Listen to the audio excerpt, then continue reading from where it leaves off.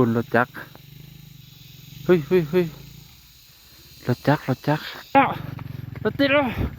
อ้าวเก็บพูนบรรยากาศทั้งลมป้าต่อสุดยอดเลยบรรยากาศทั้งลมสวัสดีท่านผู้ชมที่เคารพมื้อนี้สิพาไปเบิ่งการเดินทางขึ้นภูเขาที่สั้นหลายแต่ว่าใส่เวลาจักนาทีจักชั่วโมงเบิ่งด้วยตาเปล่าคือสิใกล้ๆท่านผู้ชมเบิ่ง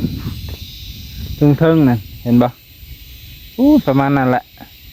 จอมพุ่นแหละเบิ่งคือใกล้ๆเบิ่งคือสิง่ายนี่แหละเพิ่นว่าภาพหลอกลวงตาเฮาเบิ่งคือสิง่ายนี่ย่างขึ้นเลยๆคิดในใจว่ามันเป็นจังซี่แต่พอไปเบิ่งความจริงแล้วใส่เวลาการขึ้นมันจักนาทีมันสิใส่เวลาจักนาทีท่านผู้ชมเดี๋ยวสิพาขึ้นฮอดสูงๆแล้วสิพาเบิ่งบรรยากาศทางลมมันสิเห็นทางนี้เบิดบ่เนาะไปเบิ่งกันเลยนี่ก็คือเส้นทางเฮามาเนาะท่านผู้ชมมาจากนี่สิมีรถไถรถอีต็อกแน่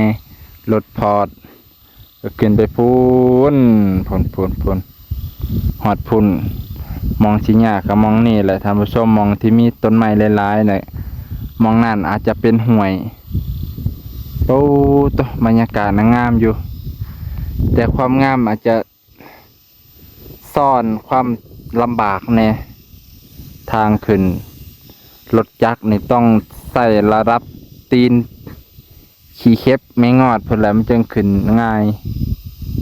พูนมองเขาอยู่นะพูนมองพูนท่านผู้ชมมองนั้นแหละที่เป็นโล่งๆนั่นแหละแต่ว่าก็บ่ได้ง่ายเด้อย่างขึ้นภูบ่คือย่างลงภูพูนในใจพูขึ้นฮอดปลายเพื่อแล้วถ้าบ่เมื่อยพูนบรรยากาศย่างแต่กระโตเนี่ยกับป้าต่อเบิ้งขนาดแดดบ่แห้งเลยนี่เบิ้งความเมื่อยจะไหนเข้ากันได้กินข้าวเป๊ะนะตอนนี้9 โมงพอดีเลยไปหอดเทิงมันจิตจักนาทีเนาะไปกรึบหอดตีนพูดละฮ่าต่อก้าวแรกขึ้นมากกับเมื่อยเลยท่านผู้ชม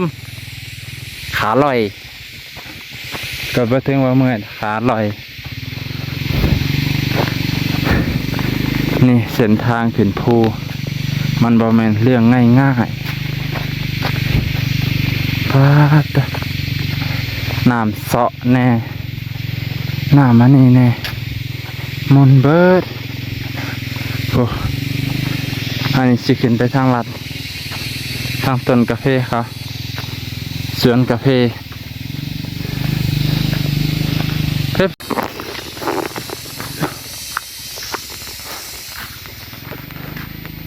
โอ้โหขนาดตีนผู้ได้ทำนี่แล้ว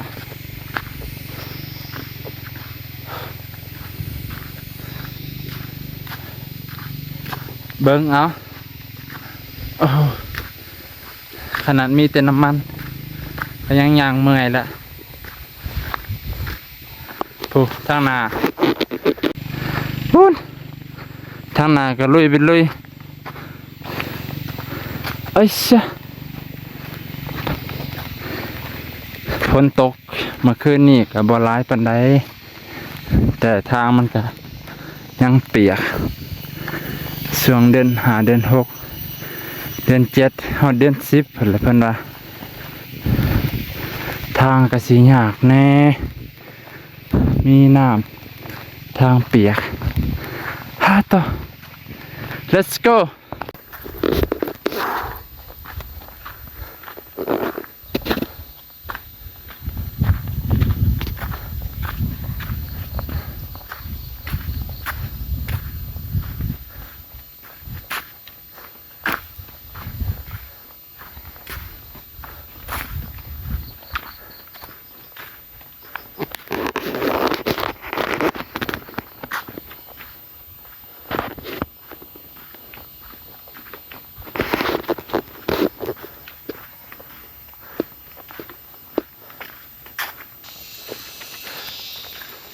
อดครึ่งทาง แต่ยังบ่ถึงยังบ่ฮอด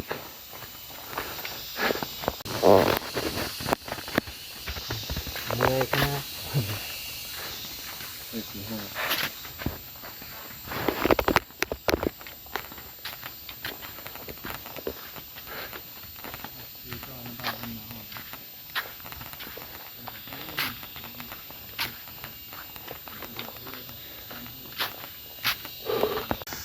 พูนหาสิขามไปฟังพุ่นท่านผู้ชม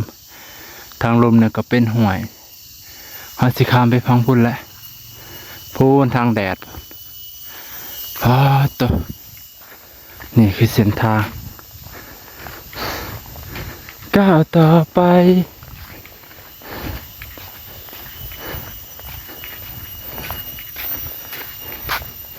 พูนทางเทิงทางหนาแถวนี้ก็สิมีแต่สวนกาแฟโอ้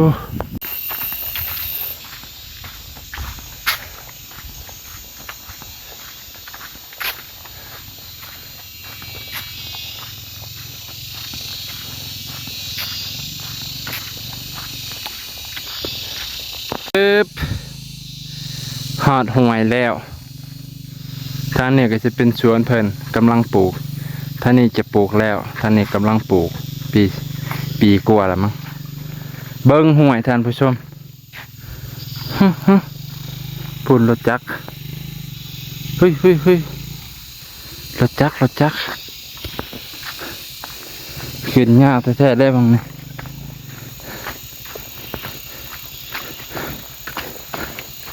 วิ่ง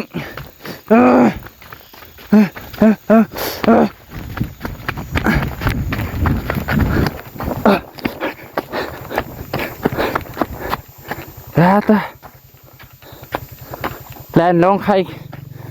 แลนขึ้นมันเมื่อย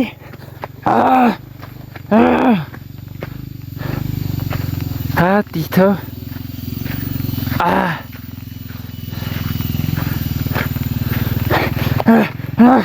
รถติดแล้ว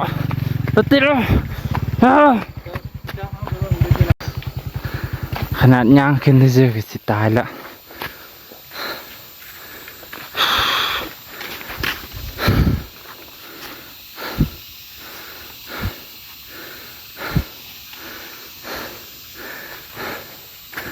ทางยากชิบหาย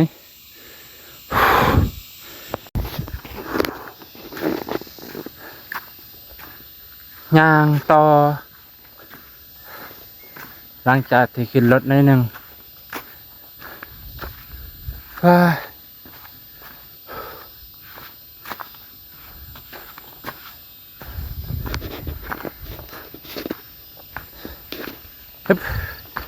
ึบ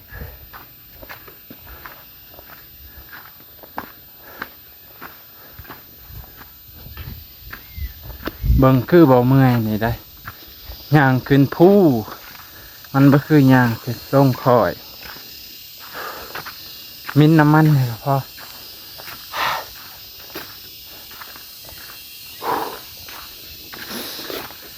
ไป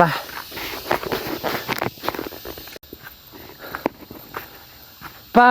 ติโถหูดับมิงเลย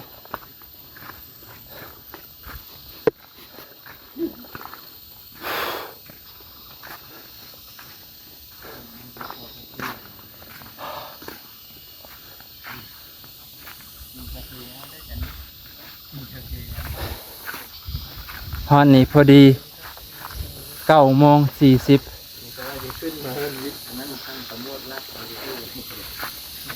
เถอะเอาไว้อยู่ตรงนะครับท่านผู้ชมเมื่อกี้นี่หลังจากที่เฮาได้ย่างขึ้นมาจากพูนแหละใช้เวลาเกือบ40 นาทีโดยประมาณถ้าย่างอันนี้ก็ขึ้นรถจักรน้ำเน่แล้วก็ย่างมานำมองได้ยากก็ลงจากรถมองในทางดีๆก็ขี่รถจักรแน่เพื่อย่างฮอดพี่ป๊อดพี่เจอกับเถียงนาน้อยคอยพักเศร้าก็ได้มายุดอยู่นี่เห็นบ่วิวอยู่พุ่น พูนวิวบักไกลๆนะเดี๋ยวสิพาขึ้นไปเบิ่งอยู่เทิงเนาะเบิ่งอยู่เทิงแหละมันสิเห็นวิวทั้งเบิดเนาะเดี๋ยวสิย่างขึ้นไปเทิงแล้วก็สิเบิ่งวิวทั้งลมไปเบิ่งกันเลยคือพูนบรรยากาศทั้งลมป้าดตอสุดยอดเลยบรรยากาศทั้งลมร้อยล้านสวยงาม แต่ก่อนสิขึ้นมาเทิงนี้ได้อุ้ยขามห่วย แต่มันสมมันจะเป็นห่วยทั้งขามลงยากขามยากลงยากอยู่ อันนี้ทางรถไถท่านผู้ชมเพื่อสิขึ้นมาได้รถไถทั้งนี้ก็ต้องแบบอ่าแห้งๆแน่นะแห้งๆที่120 150ประมาณนี้มันจะขึ้นได้ พวกรถพอร์ตแน่ประมาณนี้โอ้ยบ้านเมืองเพิ่นอยู่พุ่นให้ทงหน้าอยู่พุ่นทงให้ทงหน้ากับอยู่พุ่นโอ้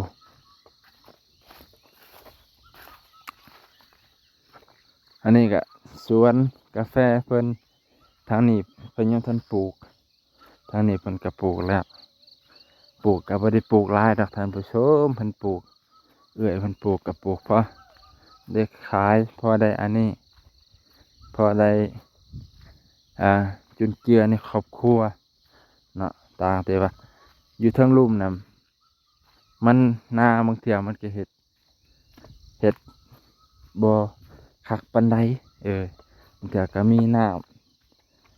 ำท่วม